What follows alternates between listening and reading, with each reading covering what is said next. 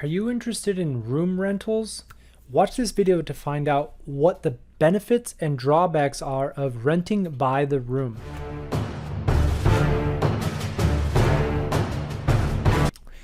Ron from Ronald Rohde Law, and in this video we're going to talk about something that's not as popular these days, but this law firm does a lot of work with room rental landlords. So what is room renting?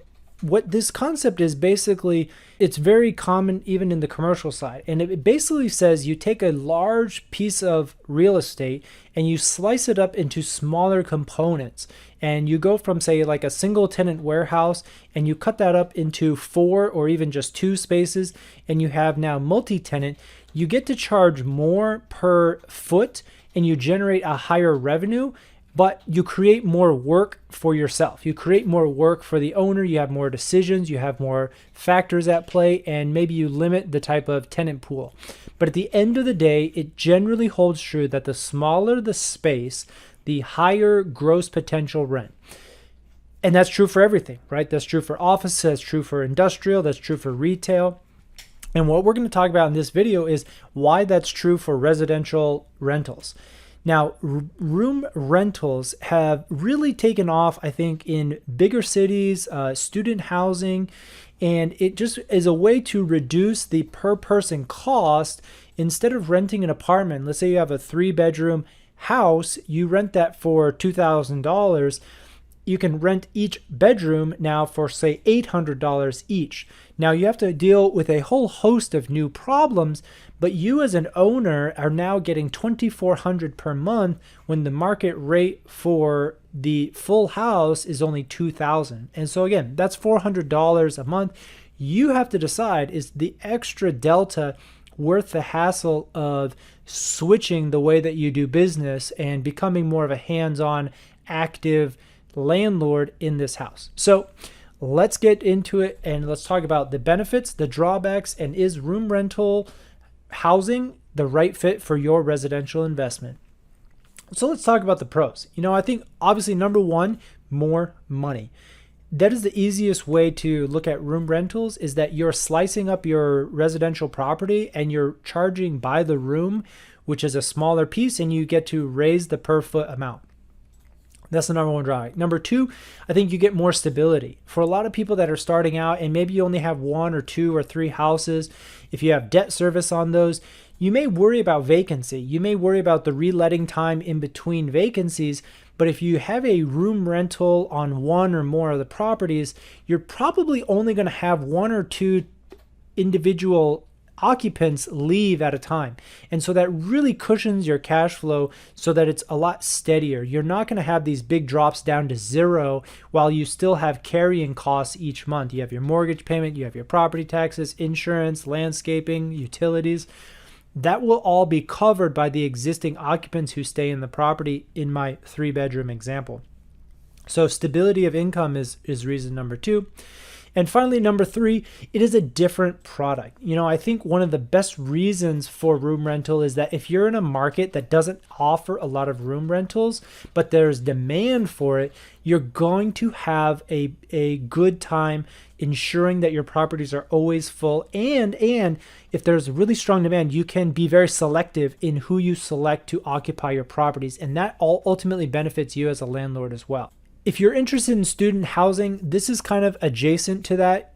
You have a choice for student housing. You either rent out the whole apartment to, say, 3 or 4 people, and they're all joint and severally liable for the whole lease, or you could rent out individual rooms to individual tenants. So if you're interested in student housing and room rentals, watch both of these videos and you'll be the expert in no time. But that's really it for the pros. I think that it allows an investor to go a slightly different angle and to focus on an underserved niche. There's not a lot of investors that want to deal with the hassles of buy the room rentals, and that makes it a perfect opportunity for the few investors that do want to do this. And we represent many investors around DFW, throughout Texas, that do this, and they're very successful. They have very high demand because they've put in systems in place that allow them to efficiently manage and oversee multiple properties with multiple room occupancy. And that's really a different way to go, and it's very profitable for those landlords. Next, let's talk about some of the drawbacks, because it's not all roses and sunshine. When you start renting individual rooms, you have to think of new problems. And again, if we want to use my warehouse example, when you have a single tenant, you generally don't worry at all about parking. There are parking spaces that are available. They're exclusive for the tenant. The single tenant just handles it, and there's no issues. You as a landlord would just never hear about parking issues. When you're renting by the room, suddenly your 2-car garage is insufficient for 3 people. So how do you decide who gets to park in the garage? One solution would be to charge more for reserved parking in there, and you only have 2 spaces. One solution would be a first come, first serve. Another solution is no garage parking for anyone, although that's not really monetizing that space. And then the third, would just be to have some other lottery system or charge more for it.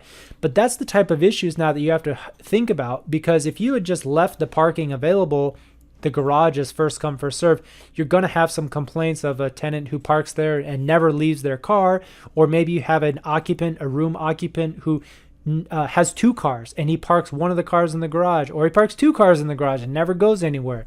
So again, you can see all of these complaints from room occupants that are pretty reasonable from their perspective, that you now need to come up with a system and a policy and a fair set of lease rules to reflect how you to handle parking. Same thing for street parking, driveway parking. So many issues now when you have 3 separate individuals all in the same house. Tenant turnover. A lot of these leases, people want shorter term leases, maybe even month to month. You're going to have to be very efficient in how you vet and how you turn over your new tenants.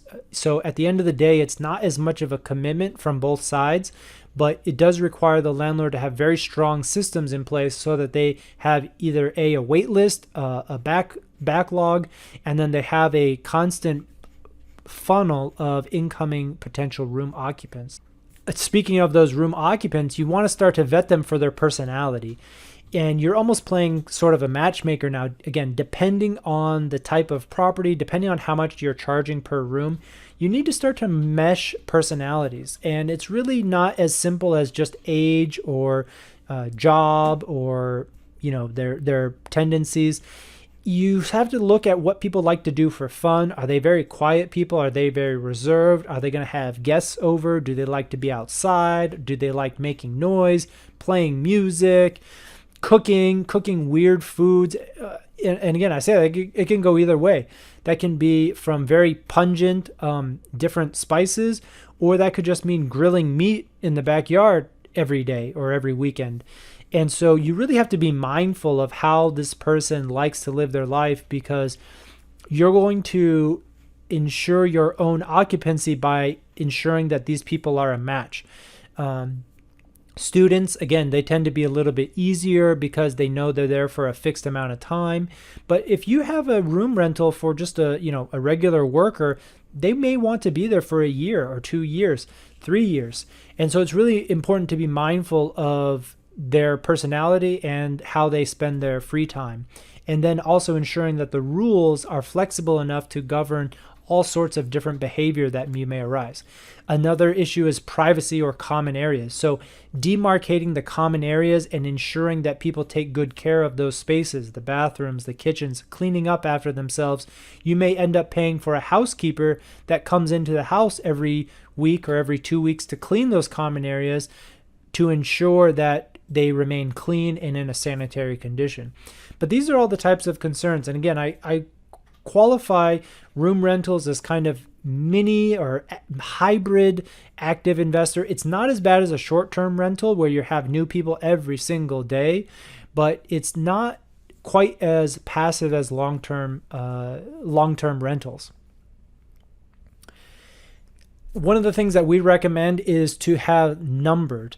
So one strategy that we found is very successful is to put numbers on all of the common area cabinets or storage spaces. And there's no problem in just saying, this is room number 1, you have a lock on your door. This is room number 1's closet. This is room number 1's kitchen storage. This is room number 1 refrigerator storage. And I think the more precise that you can get, it really sets clear expectations of who is allowed to use what space. Even if there's dead space, that can be for storage of household goods, but there should be very clear rules about who is allowed to do what. And it's definitely one of those cases. Good rules make for good neighbors, and room rentals is no exception. So is it right for you? I think room rentals, again, they speak to a certain type of investor that maybe has close proximity to a university. Maybe they're in a very high cost of living. They may want to purchase a house, and we call it house hacking, where you rent out other rooms. You are de facto a room rental landlord at that point. But if you are in a location that the high rents are pricing some individuals out of the market, but if there is demand for room rentals and you're a person that is willing to invest the time to develop the systems, the rules, the categorization, the labels, and work with people's personalities, again, you can generate an outsized return from a single property by renting by the room.